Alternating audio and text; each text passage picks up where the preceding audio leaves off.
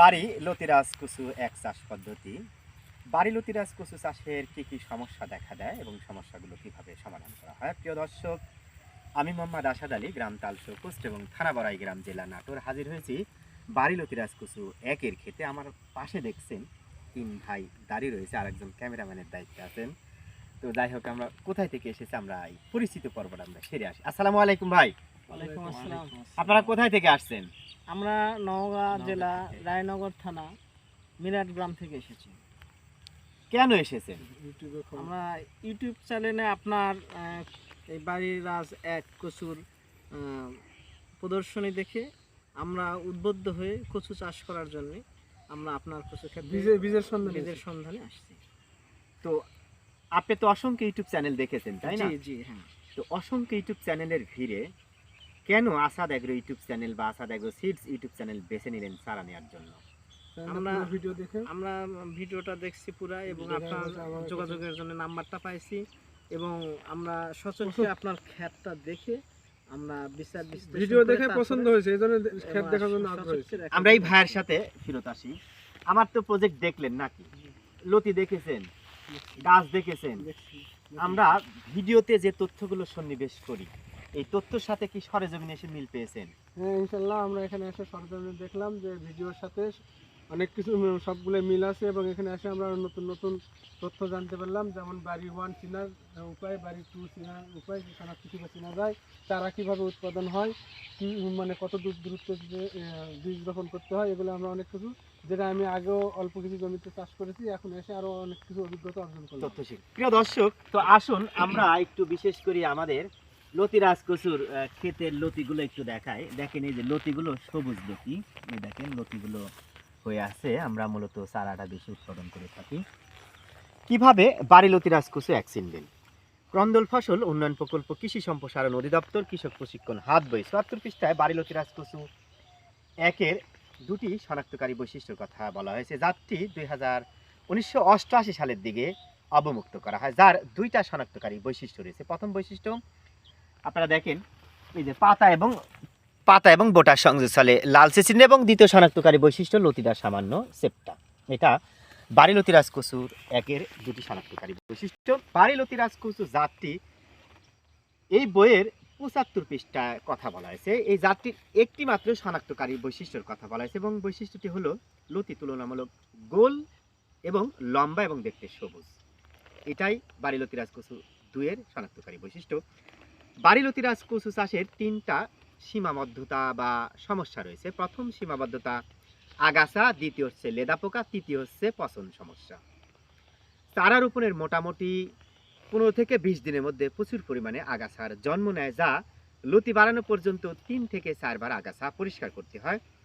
এই সমস্যাটা দূর করার জন্য আমি ব্যক্তিগতভাবে অনেক তথ্যপাত্র বিশ্লেষণ করে আগাছা পরিষ্কারক মেশিনও আমি তৈরি করতে সক্ষম হয়েছি। লতি বাড়ানো পর্যন্ত এটা ব্যবহার করা যাবে। এবং দ্বিতীয় সমস্যা হলো লেদা পোকার সমস্যা। সাধারণত চারা রোপণের 2 থেকে 3 পাতার যখন দেখা দেয়, লেদা পোকার সমস্যা দেখা দেয় এবং মাঝে মধ্যে এই লেদা পোকার উপদ্রবটা দেখা দেয়। আপনারা বিভিন্ন কোম্পানির ওষুধ রয়েছে, সময় মতো স্প্রে করলে লেদা পোকার সমস্যার সমাধান হবে। এবং তৃতীয় সমস্যা হচ্ছে গোড়া পচার সমস্যা। এটা সবচেয়ে বাড়ি লতিরাজ কচু এক চাষের বড় প্রতিবন্ধকতা হিসেবে বিবেচনা করা হয়ে থাকে। এই সমস্যাটা সমাধান করার জন্য আমরা সুস্থ সবল সবুজ মানের বীজ চারা রোপণের পরামর্শ দিয়ে থাকি। এবং আপনি বিভিন্ন কোম্পানির ম্যানকোজেব গ্রুপ অথবা কার্বানডাজিন গ্রুপের ওষুধ রয়েছে, আপনারা জমিটা মাঝে মধ্যে শুকিয়ে দিয়ে স্প্রে করে দিলে এই সমস্যাটা সমাধান করা যায়। এই হলো বাড়ি লতিরাজ কচু চাষের ইতিকথা। তো এই যে আমাদের এটা প্রজেক্ট, প্রিয় দর্শক, যারা বাড়ি লতিরাজ কচু একের অরিজিনাল বীজ, ফুল, পোয়া বা চারা পেতে চান, সরেজমিনে এসে আমাদের সাথে যোগাযোগ করে চারা নিতে পারেন। চাইলে অনলাইনে অর্ডার করতে পারেন। তো যাই হোক, আমাদের এখানকার ঠিকানা হলো গ্রাম তালশো পোস্ট এবং থানা বড়াই গ্রাম, জেলা নাটোর। আমরা আবার ওই ভাইয়ের সাথে ফিরত আসি। গুরুত্বপূর্ণ, আপনারা আসলে কি কর্মের সাথে সম্পৃক্ত? আমরা পল্লী বিদ্যুতে চাকরি করি এবং পাশাপাশি ছোটখাটো ব্যবসা করি। কতখানি জমিতে এবার চাষ করার সিদ্ধান্ত নিয়েছে? আমরা মোটামুটি 100 শতক জায়গাতে 100 শতক জায়গাতে চাষ করার সিদ্ধান্ত নিয়েছেন। প্রিয় দর্শক, এই ভাইদের 100% চাষ করার যে সিদ্ধান্ত নিয়েছেন, তাদের সিদ্ধান্তকে স্বাগত জানাই।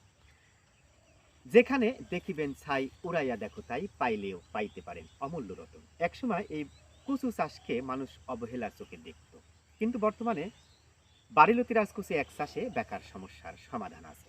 ভালো বীজ, ভালো ফসল, সুস্থ সবল বীজ থেকে সুস্থ সবল ফসল পাওয়া যায়। প্রিয় দর্শক, এগুলো আমাদের আসাদ অ্যাগ্রো এবং আসাদ অ্যাগ্রো সিডস ইউটিউব চ্যানেলের প্রবাদ বাক্য। বাড়িলতি রাজকুচু এক চাষ করলে মোটামুটি 7 থেকে 8 মাস ফলন পাওয়া যায়। বিধায় এই চাষে ব্যাপক লাভের মুখ দেখায় অধিকাংশ কৃষকরাই চাষের সাথে সম্পৃক্ত হচ্ছে। প্রিয় দর্শক, বাড়িলতি রাজকুচু এক চাষ সারা বছর করা যায়। আপনি চাইলে শীতকালে যদি চারা রোপণ করেন, এই সময় গাছগুলো কম বাড়ে, তাও মোটামুটি 2 মাস পর লতি কম বেশি সংগ্রহ করা যায়। উষ্ণ আবহাওয়ায় 1 থেকে 1.5 মাসের মতো লতি সংগ্রহ করা যায়। চারা রোপণের বিভিন্ন পদ্ধতি রয়েছে, যার মধ্যে চারা থেকে চারার দূরত্ব 1 হাত এবং সারি থেকে সারির দূরত্ব 1.5 হাত। এই নিয়মে প্রতি শতকে চারা রোপণ করতে হয় 130 পিস, এবং এই নিয়মটা মোটামুটি আপনি জুন জুলাই অর্থাৎ আগস্ট মাস থেকে বা জুলাই মাস থেকে আপনি এই 1 হাত বাই 1.5 হাত এই নিয়মে চারা রোপণ করতে পারেন। এবং চারা থেকে চারার দূরত্ব 1 ফিট এবং সারি থেকে সারির দূরত্ব 2 ফিট।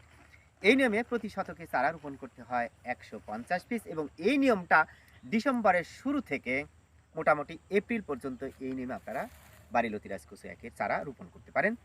কিভাবে জমি প্রস্তুত করবেন?